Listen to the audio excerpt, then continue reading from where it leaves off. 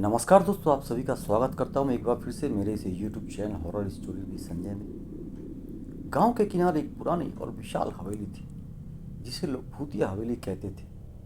इस हवेली के बारे में कई कहानियां प्रचलित थी। लोग कहते थे कि वहां रात में अजीब अजीब आवाज़ें आती हैं और हवेली के आसपास एक साया भी दिखाई देता है।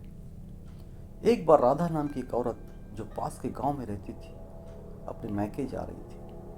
रास्ता लंबा था और अंधेरा हो चुका था।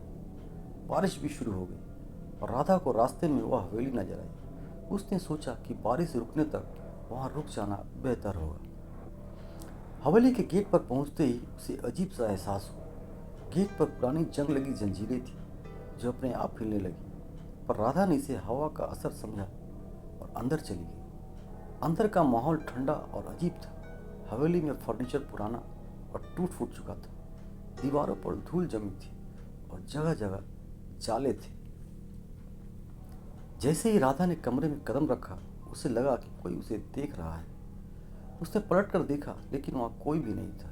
तभी उसे एक हल्की सी हंसी सुनी जो सीढ़ियों के ऊपर से आ रही थी। राधा को लगा कि शायद कोई इंसान यहाँ रहता होगा। उसने ऊपर जाने का फैसला किया। सीढ़ियों पर चढ़ते ही उसे महसूस हुआ जैसे किसी ने उसका पल्लू खींचा हो, लेकिन जब उसने मुड़कर देखा तो वहां कोई भी नहीं था।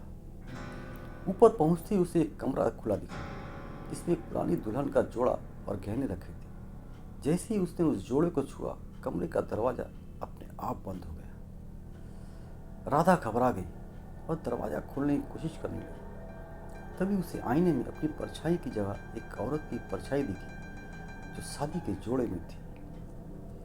वह औरत धीरे धीरे आईने से बाहर निकलने लगी। राधा चीख पड़ी और दरवाजा तोड़कर भागने की कोशिश करने लगी, लेकिन उसके पैर जैसे जमीन में जकड़ गए। उस शादी के जोड़े वाली औरत ने कहा, तूने मेरी शांति भंग की है, अब तू यहाँ से नहीं जा सकती। राधा के घर न लौटने पर उसके परिवार वालों ने गांव वालों को खबर दी। कुछ लोग उसे ढूंढने निकले और हवेली के पास उसकी चप्पलें मिली। जब वे हवेली के अंदर गए तो उन्हें राधा बेहोश सी हालत में मिली। गांव के बुजुर्गों ने बताया कि वह लाल जोड़े वाली औरत कोई और नहीं बल्कि इस हवेली की पुरानी मालकिन थी। उसकी शादी एक दिन दुल्हन बनने से पहले ही उसकी हत्या कर दी गई और तब से उसकी आत्मा इस हवेली में भटक रही थी। राधा को गांव के पंडित ने कई दिनों तक पूजा पाठ के बाद ठीक किया, लेकिन उसे हवेली में उस रात की घटनाओं का जिक्र करने से मना कर दिया।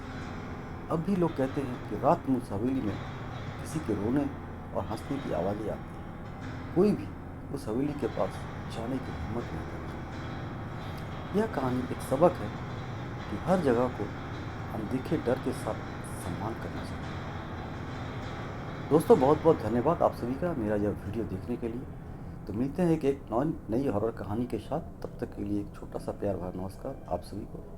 यदि मेरी कहानी आप सभी को अच्छी लगे तो मेरे इस चैनल को सब्सक्राइब करना और इस वीडियो को लाइक एंड शेयर जरूर करना। तो चलिए मिलते हैं एक नई और हॉरर कहानी के साथ।